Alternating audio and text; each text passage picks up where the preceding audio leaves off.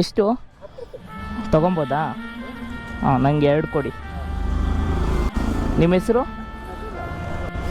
ಇದು ನೋಡಿದೆ, ಚೆನ್ನಾಗಿದೆ. ಊದದ ಇಲ್ಲಿ? ಓಹ್, ಚೆನ್ನಾಗಿದೆ. ಊಟ ಇದೆ, ಊಟ ಕೊಡ್ಲಾ? ತಿಂತೀರಾ? ನೀವೇ ಮಾಡೋದು ಕೈಯಿಂದ? ನೀವು ಎಷ್ಟು ವರ್ಷದಿಂದ ಇದನ್ನೇ ಮಾಡ್ತಾ ಇದ್ದೀರಾ? ಊಟ ಮಾಡಿ, ಬಿಸಿ ಇದೆ.